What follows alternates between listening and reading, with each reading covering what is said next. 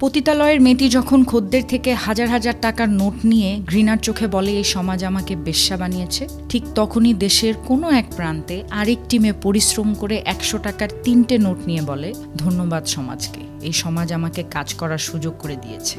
রাতের অন্ধকারে সিগারেটের ধোঁয়া উড়িয়ে বেকার ছেলেটি যখন ভাগ্যকে অভিশাপ দিয়ে দেশ ব্যবস্থাকে গালি দেয়, ঠিক তখনই দেশের কোনো এক প্রান্তে আরেকটি ছেলে সিগারেটের সেলসম্যান হয়ে ঘাম ঝরাচ্ছে।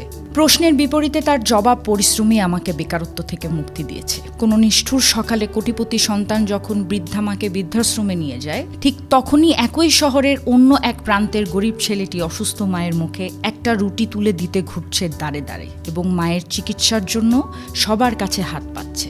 প্রশ্নের বিপরীতে তার জবাব থাকে, মা পাশে না থাকলে আমি কিভাবে বাঁচব। এখন এই জায়গায় এসে মনীষীদের দুটি উক্তি বলতে আমার বড্ড ইচ্ছে হচ্ছে। সত্যিকার অর্থে জীবনে কিছু করতে চাইলে একটা রাস্তা খুঁজে পাবেন, আর না করতে চাইলে পাবেন শুধুই অজুহাত। পৃথিবীটা ঠিক তেমনই যেভাবে আমরা দেখি। প্রশ্নের বিপরীতে তার জবাব পরিশ্রমী আমাকে বেকারত্ব থেকে মুক্তি দিয়েছে। সুন্দরভাবে বেঁচে থাকার জন্য রাস্তার অভাব নাই, কিন্তু আমরা সেই রাস্তাটা খুঁজে নিতে আগ্রহী নই, বরং সবসময় ভাগ্যকে দোষারোপ করি। ওই যে পৃথিবী ঠিক তেমনই যেভাবে আমরা দেখি।